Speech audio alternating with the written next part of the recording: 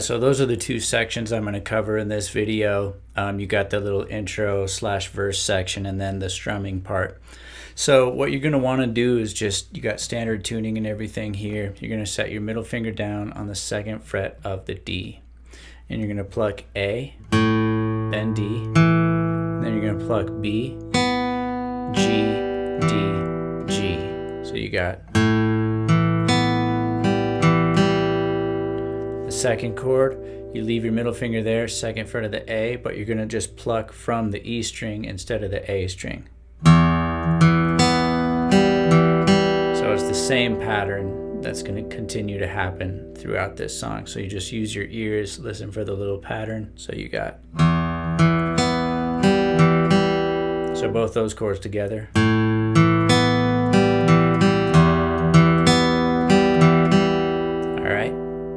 Then we got to go to a B7. So your middle finger hops up to 2nd fret of the A, index finger 1st fret of the D, ring finger 2nd fret of the G, and you're going to go,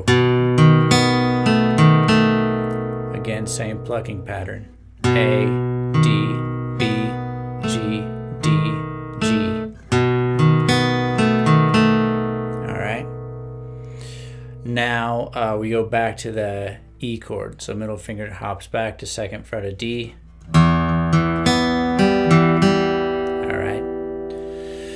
Moving forward, for ease of play, I just set my ring finger down, 3rd fret of low E for the G chord. So you're plucking again, E, D, B, G, D, G. All right, now we gotta hop that ring finger down to 3rd fret of A, set middle finger down, 2nd fret of D, and you're going to pluck. So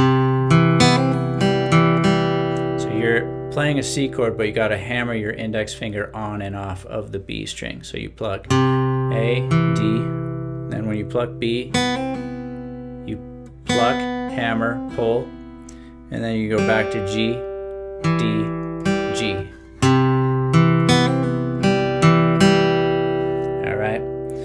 Then we've got a B7 chord again, but this time it's easier to come up here. Otherwise you got to do a big stretch with the pinky. I mean, you could do it that way, but if you come up here,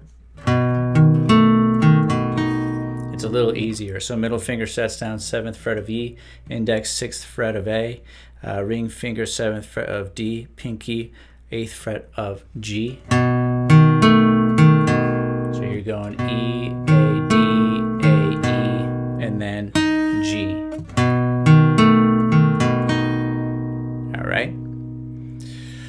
So that's the riff. You got.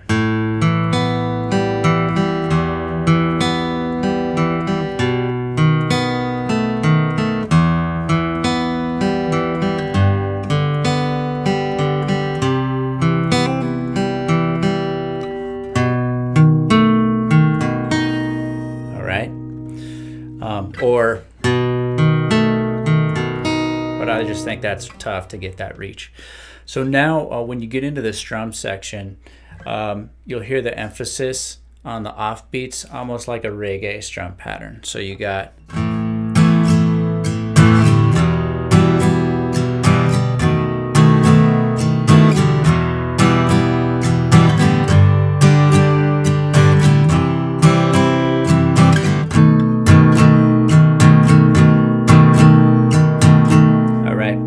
so what I'm doing there for the A chord this time, so you set your middle finger down like you're playing the beginning of the song, middle finger 2nd fret of D, but you had your ring finger right underneath that on 2nd fret of G. So that's an A2 chord, and that can pass as an A minor sound at times. So the pattern, I'm doing down, down, up, up, down, up. All right, a little slower, down, down, up, up, down, up, then E minor. So ring finger comes off, index finger sets down, 2nd fret of A, down, down, up, down, up. Okay, now we got to jump up to that B7 chord, middle finger 2nd fret of A, index finger 1st fret of D, ring finger 2nd fret of G.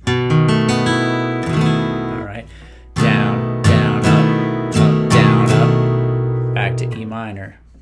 Down, down, up, down, up. Now when we go to G, in the intro, I liked to just throw the ring finger out there because I thought it was easy to play a G that way. You probably could do that, just set ring finger down again, mute out the A, and just kind of strum the strings. See if you can get a G to sound good. But I usually like to just throw middle finger down, 3rd fret of A, and ring finger 3rd fret of B, pinky 3rd fret of high E. Middle finger 3rd fret of E. Sorry, I think I said it right. Okay, so you got middle finger 3rd fret of E. You're muting out your A with the bottom of your middle finger, or you can set index finger down on 2nd fret of A. All right, so same strum pattern. Down, down, up, down, up. And you go up to full C chord. Down, down, up, down, up. Then you come up to your B7 up here again. Because I think it's easier to play it there than getting that reach there, okay?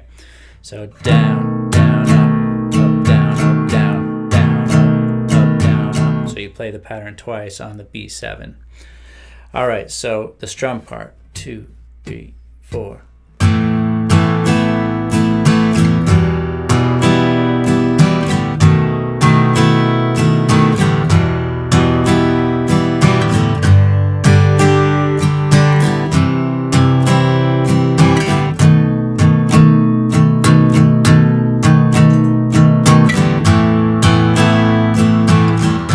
Goes through it again.